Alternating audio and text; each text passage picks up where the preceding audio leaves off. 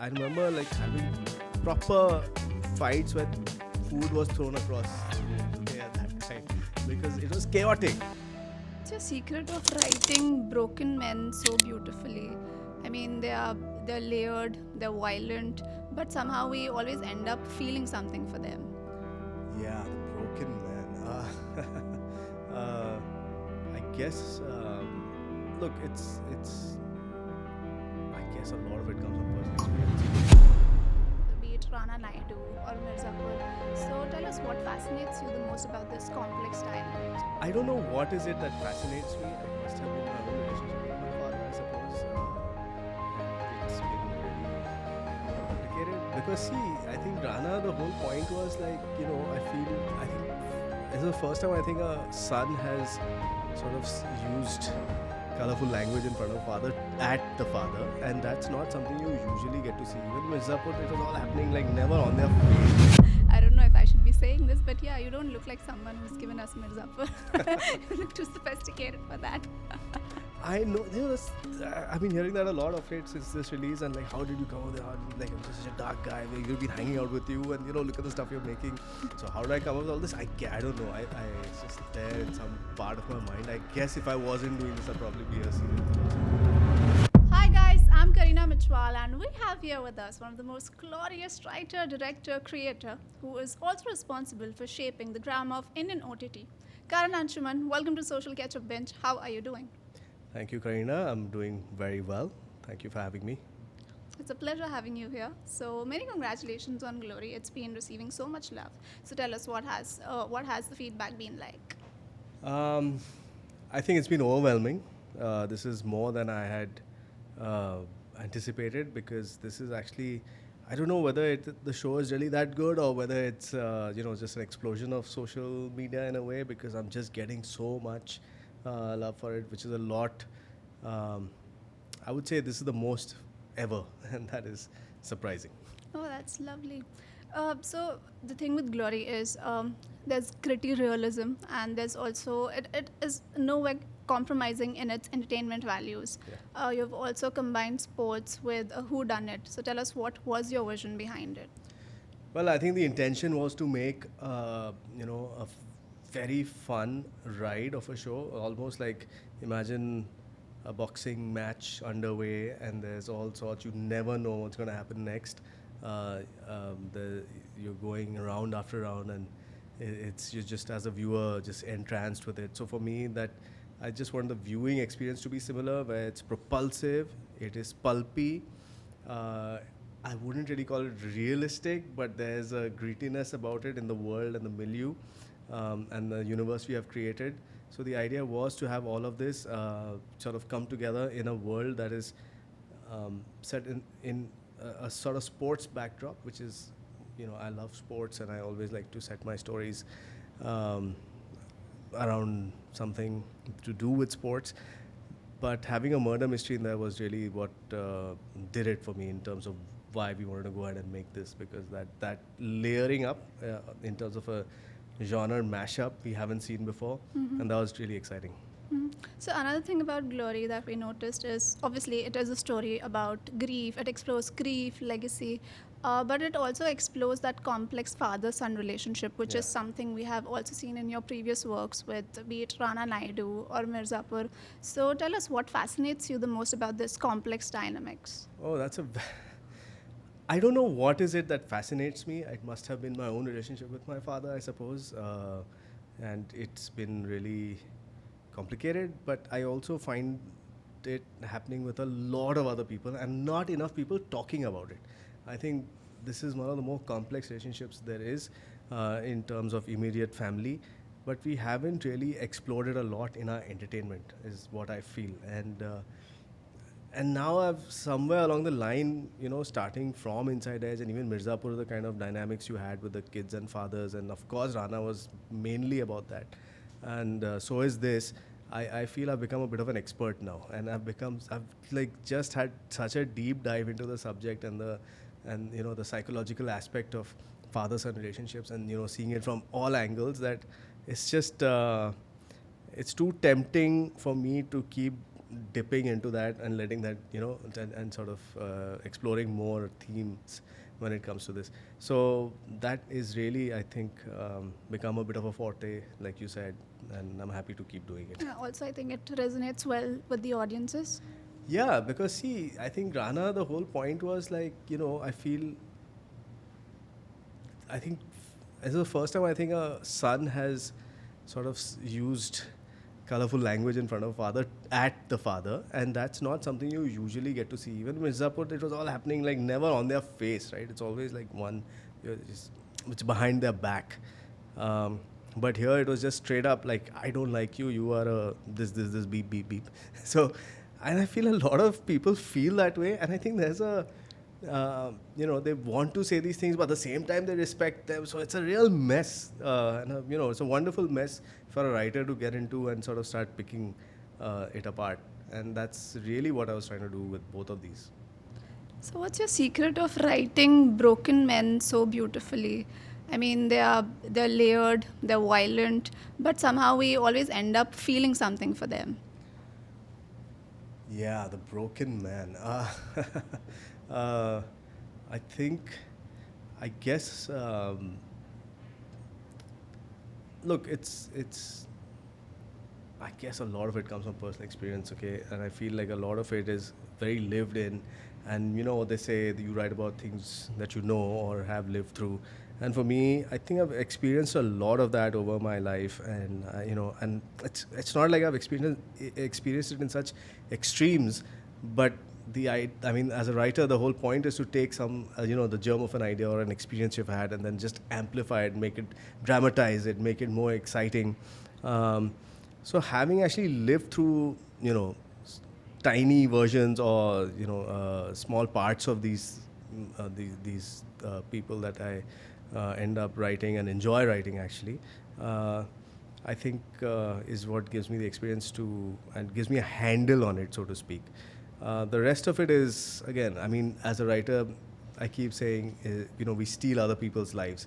So usually in a group of people or my friends, I'm the quiet one, and they keep wondering like, what's going on, because because I just come up with these crazy explosive stories, and when I'm awkward. I seem to be like almost introverted or silent.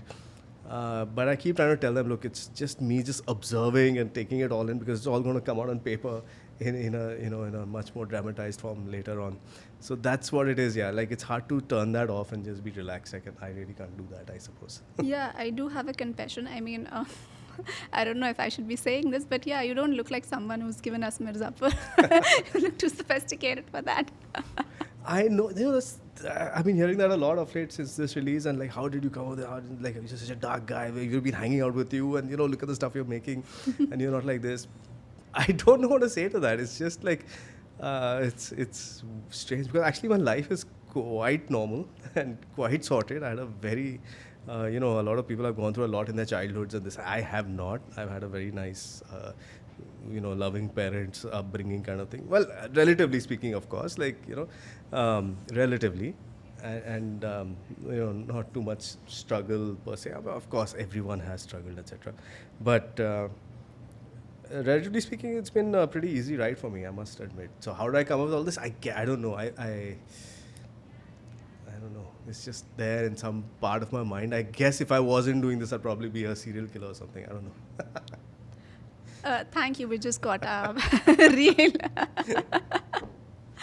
Okay, so there's also a lot of discussion about glorification of toxic masculinity online in our shows, in our web series. So what is your opinion on this? 100%. There is a lot of glorification, and 100% that has to be addressed in a way that you show that toxic masculinity is not okay. It's not something that should be endorsed in any manner.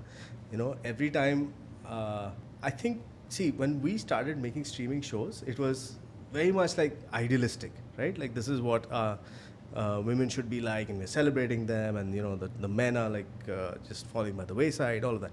That may have worked up to a point, but that's when woke culture, there was a big sort of push back against that, and there's a whiplash moment where people were like, no, this is too much, and we should not just change suddenly or whatever, which is of course not correct.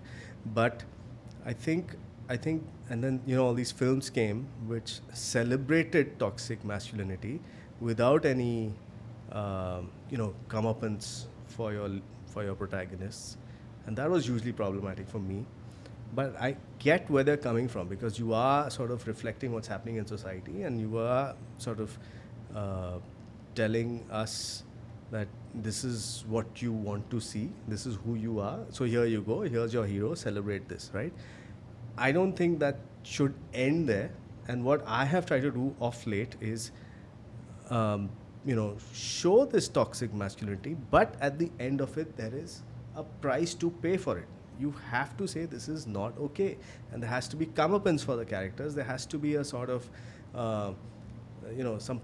something which frames it in a way that this was not okay, and you cannot be like this, and you need to change your ways. So whether it was Rana or whether it is Glory, I think it is very clear that even the women now are sort of serving that toxic masculinity up to a point, and then they step up and speak up, or do something that says enough is enough.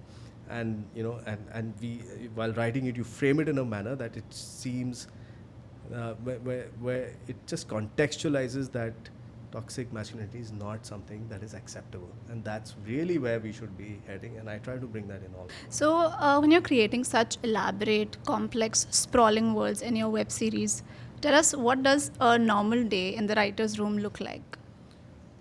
Okay, so it's I've been doing this for a long time now, and honestly, when we started with Inside Edge 1, like, it was just, no one knew how to handle a writer's room. Until that time, it was just, one person, at most another, sitting and just writing, and it was okay. But the moment you have 5 people in a room, I didn't know what to do. As showrunner, you're supposed to bring discipline, quorum, whatever, and manage it. But I remember, having proper fights where food was thrown across rooms, okay, at that time, because it was chaotic, to say the least. But we were sort of figuring out the basics of how to go about this in our ecosystem.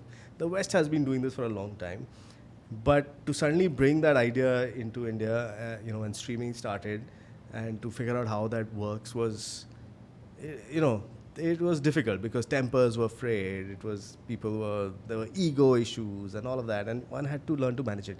And I'm really happy to say, by now I've got it down to a complete science.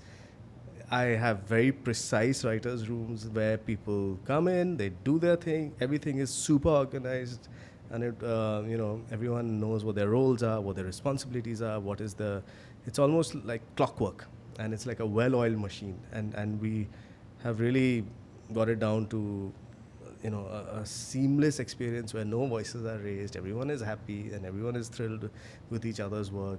I'm really proud of where I am today with the writer's room as an experience. Great. So, ये माहौल अभी आया है या पहले भी, I think, was it the same before as well? It's been an evolution. So Okay. from what I described earlier was like 10 years ago to now. And as we have gone along, things have just gotten smoother and smoother, because we have figured out how to do this in an efficient manner, basically. So, would you say OTT or web shows, I mean, they are more disciplined when it comes to all this as compared to film sets? So this was just the writer's room. Films are usually written by 1 or 2 writers, so it's not so complicated with shows, because you have to write so much more, like just in terms of the amount of material you have and the amount of time you have. You need more writers, and they're all different, they all have different roles. So it's obviously a much more complicated process to write for series than it is for films. But yeah, of course, there is, I don't know what discipline. I mean, it's everyone's got their own journey, right? So it's hard. I can just tell you about my experiences. I've done this about 8-9 times now, and the rooms have just gotten sweeter, nicer. Everyone's happier. Because I've heard a lot of writers say, of course, they are the writers from 80s and 90s कि नीचे scene चल रहा है और मैं ऊपर लिख रहा होता था. नहीं वो मैं So कभी that- बिल्कुल ही नहीं. मेरे साथ तो बिल्कुल ही कभी नहीं होता है. I go ultra well prepared. Okay. Okay, so that is my style of doing things. I know people who do the opposite, and they are very successful as well, and they have their own way of doing that, and I respect that completely. But I am not like that. I cannot improvise. I hate that. So I have a bound script well in advance, and every single line, word, dialogue is been thought through multiple times with hours spent on it. So when I'm on set, I don't have to think about that because I just know if it's working on paper, I just have to execute it on set as a director, and it'll just happen. So the worst case scenario is as good as it was on paper, and the best case is when the actors just take the words off, the script and just make it their own and take it to the next level. And that's really where you want to be as a director. So, taking this answer forward, as a creative person, I'm sure you must never be fully satisfied with what you write or what you create. So, where is it that where you draw a line कि नहीं इससे ज़्यादा if I stretch, I'll make a mess out of it. So, when do you know कि हाँ ठीक है बस हो गया? When you have to call your therapist and then they say, stop now. Has it happened before?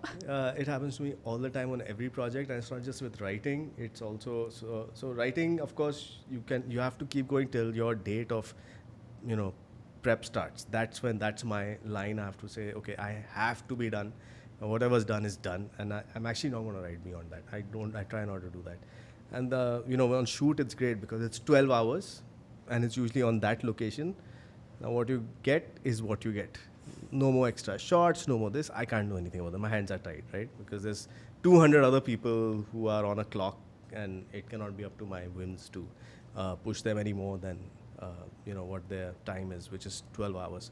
And then in post is where things can I start, because there is no clock on myself, right? So I work like 18 hours, 20 hours.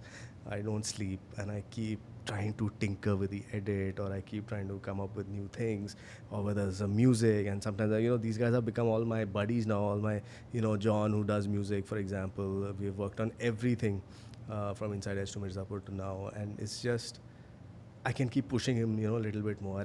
Let's try this, let's try that. So I do that with my editor, Manan, who's again been there on all my shows. I feel I've really pushed him hard this time, especially with Glory, because there's so much you can do on the edit, right? It's like almost like rewriting. So it happens to me every single day working on every project. And also it's a collaborative process. It's always collaborative. Let's not ever forget that filmmaking is that one art form which is really about everyone and not just you. And yes, you have a script and a vision or whatever, but unless everyone buys into that, you are not going to be able to pull it off. So really it's about taking everyone on that journey with you and making it for them, if nothing else. So how much inputs do streaming platforms give, backed by their data, their own research? How much of interference or inputs do they give to writers? I definitely wouldn't creators? call it interference. I'd call it input, and there is input. And sometimes there's more input than other times. Sometimes when you're on a good footing, I feel there isn't much, and we are pretty much on the same page. There'll be like a few notes here and there, and that's great because you need someone with who you trust as a system, something, and they have data as well, like you mentioned, and they come up with a few things, and it's always worth my time at least to try all the ideas, and then we present. And then we sort of get together and take a call.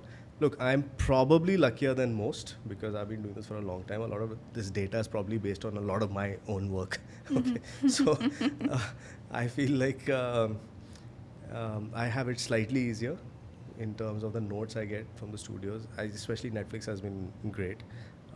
So has Amazon for that matter. Everyone who I worked with, and they're all very sweet. So I don't want to say it's a myth because there might be other people who are going through a lot more, but I'm okay. I'm happy to have their notes and explore. What does this data consist of mostly?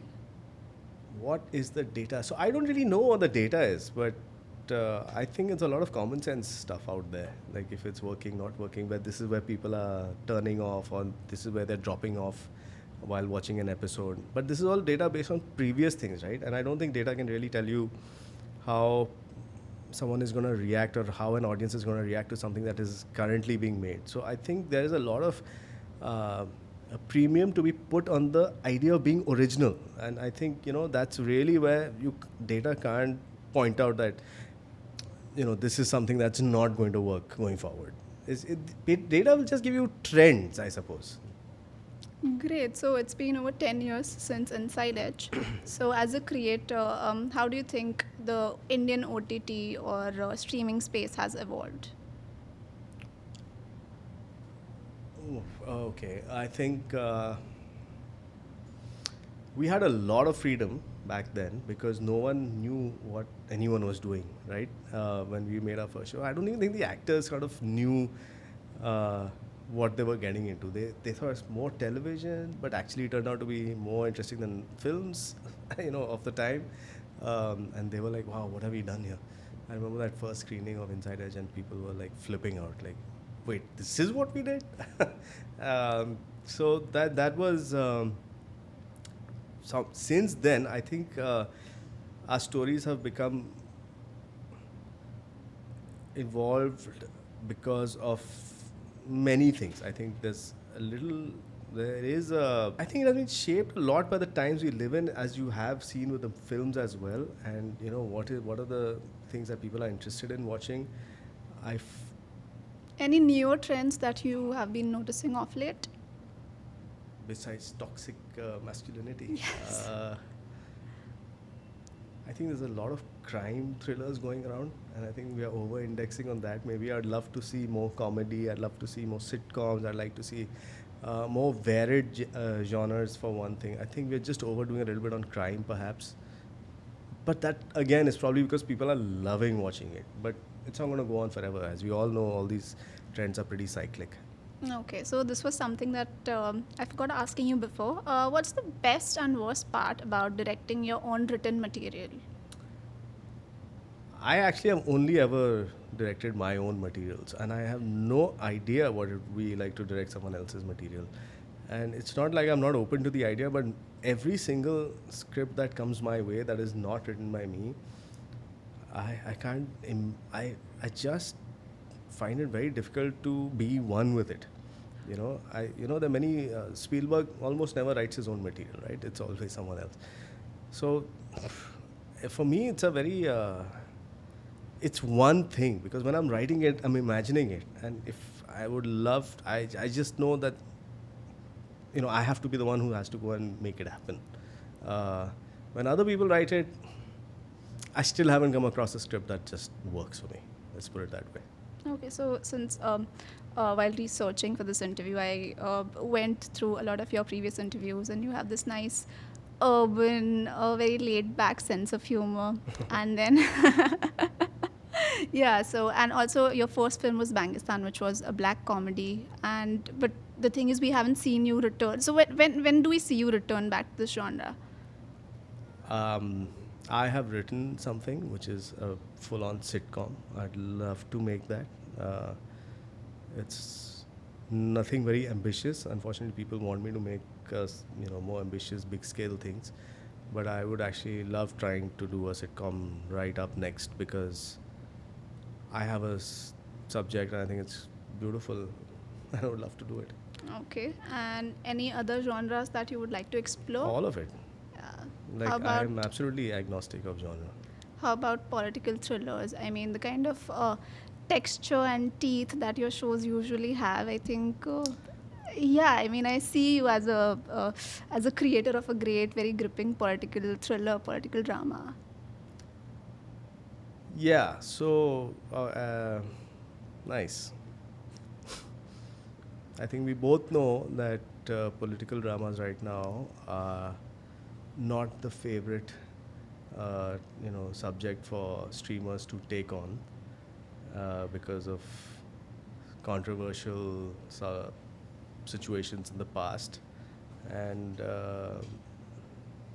maybe that will change going forward. We hope for the same.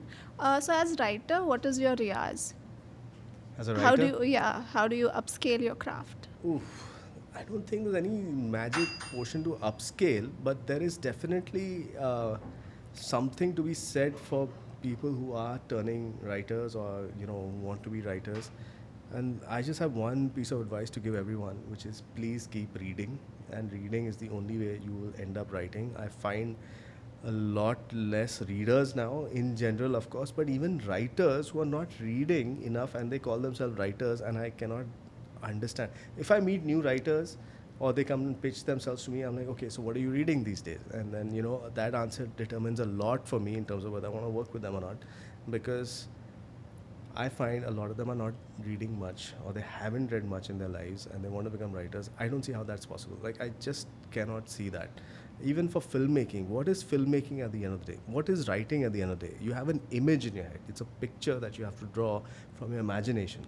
That skill can only come if you keep reading and your brain has been able to process those words on paper into, into a scene or just, just a thought that becomes a picture, right? And that's what you have to translate from that into words. So, when you're writing, it goes this way, and when you're sort of reading, it goes the other way. And that's what you have to keep doing constantly with different genres, different works of fiction, especially not so much non-fiction, that keeps that writing muscle in your brain well exercised. And that is really how you keep upscaling as well, because you read more and you become more experienced. You see things, you experience things, you correlate real life experiences and emotions that you're going through with what you're reading or what you are thinking about, and then sort of putting that down on paper. It's you have to be prolifically doing that. Like, I write thousands of pages every year, and the only way to become a writer is to keep writing and to keep reading. And do you ever face a creative block, I writer's block? absolutely never do that. Like, you will. That is a myth. Okay, people who say I have a writer's block, they're just faffing, because if you do it enough, you literally have to just sit in front of something. If you write enough, and things will just come out. It may not be great, but you will be writing something. And now with AI, especially, I feel that you don't ever have to start with a blank page. Like, there's enough that it'll give you enough starting points, or it'll give you enough. If you're in a block, okay, you can explain the block to an LLM, and it'll tell you exactly, okay, here are some 10, and they will all be terrible ideas, but there'll be 10 ideas, and at least one of them will spark something, and you can take it forward. Yeah, also, is writing something that can be taught? Yes, because there is a craft aspect of writing. So, how to craft a screenplay, for example. So, with the film, there's so many books that have made it down to almost like a science. There's something called Save the Cat, which is essentially what Hollywood uses all the time. By this page, this must happen. By this page, this must happen. It has unfortunately made films very predictable and boring, I would say. The really mass blockbuster types. So there is a craft aspect to it that can be taught for sure. Okay, and who are some of the writers, directors that you grew up watching or looking up to? So I primarily grew up watching a lot of American films and shows, and so for me, my favorite directors would be Stanley Kubrick, Spielberg, the usual suspects, I would say. I'll tell you some films that made a huge impact on me. There was something called Man Bites Dog. It was a Polish independent film. There was Sholay, there was Guide, there was almost everything Spielberg made, but especially Close Encounters, I would say. Star Wars, I must have seen 100 times.